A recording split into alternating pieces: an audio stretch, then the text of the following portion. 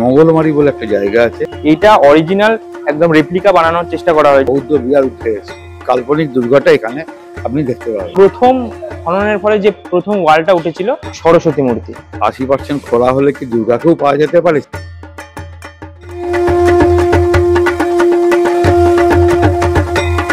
আচ্ছা, আপনি কি জানতেন প্রাচীনকালে এই পশ্চিমবঙ্গের দক্ষিণাংশে সুবিশাল একটি বৌদ্ধ বিহার ছিল?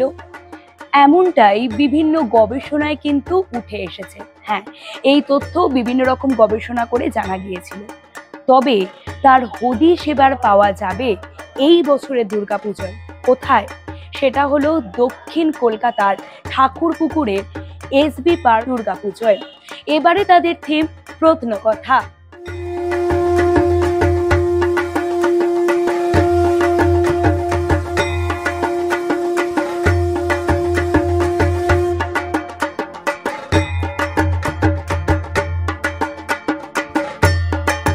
পশ্চিম মেদিনীপুরের দাঁতনের 1 নম্বর ব্লকের অন্তর্গত মোগলওয়াড়ি এই জায়গায় একটি ঢিপি ছিল বহু প্রাচীন কাল থেকে। আমাদের এটা পুরোটাই একটা রিসার্চ ধর্মী কাজ।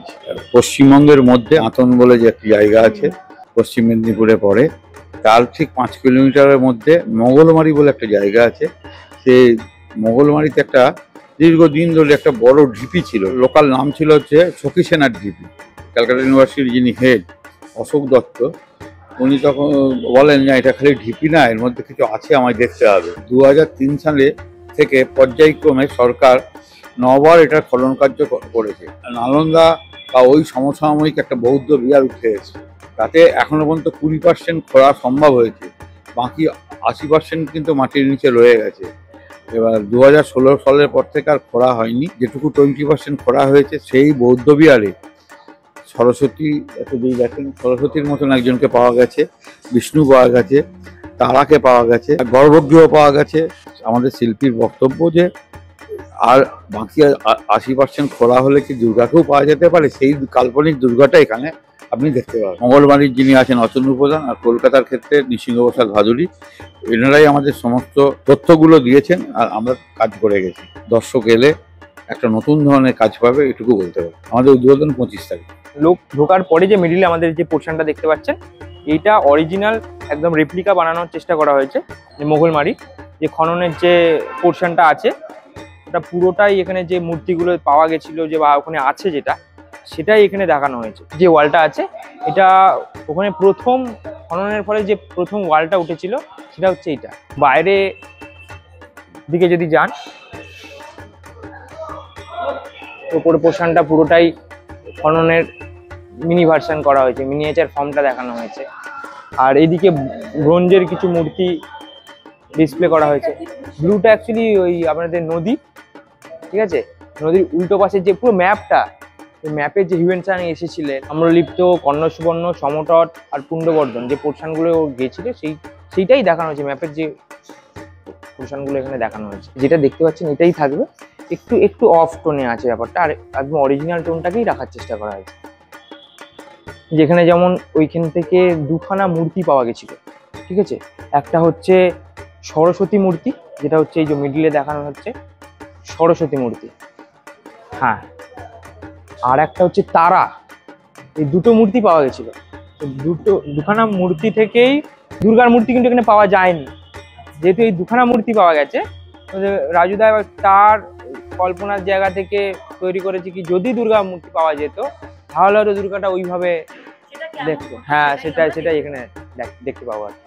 বিভিন্ন মহলের দাবি অনুসারে এটি বাংলার প্রাচীনতম বৌদ্ধ বিহার হতে পারে, যা মৌর্য যুগ, গুপ্ত যুগ এবং পাল বংশের আমল থেকে সচল থাকতে পারে। অনেক অজানা জিনিস কিন্তু আপনারা এখানে এলে দেখতে পাবেন। কি কি রয়েছে তার মধ্যে রয়েছে আতরদান, যার ইংলিশের অর্থ কি সেটাও এখানে বলা রয়েছে। রয়েছে নকশাযুক্ত ইট, রয়েছে পোড়া মাটির প্রদীপ, এছাড়াও রয়েছে ধূসর রঙের মৃৎপাত্র, এছাড়াও রয়েছে লোহিত রঙের মৃৎপাত্র, কড়ি রয়েছে, কারুকার্যে মণ্ডিত ছিদ্রযুক্ত নলও রয়েছে। অর্থাৎ বেশ কিছু অজানা জিনিস কিন্তু আপনারা এখানে এলে দেখতে পারবেন।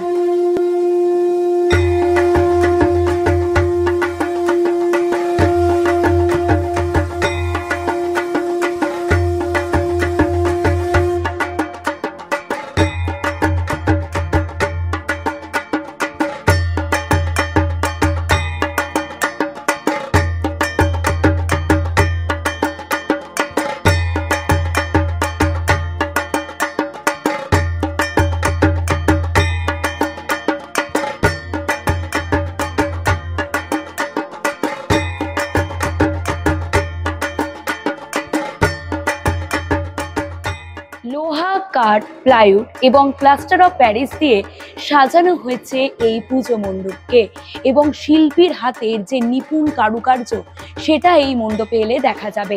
আপনাদের জন্য ঠিক 25 তারিখ এই মণ্ডপের দরজা খুলে যাবে এবং প্রত্নকথার যে আসল কারুকার্য সেটা দেখতে চলে আসুন এসবি পার্ক সর্বজনীনের দুর্গাপুজোয়।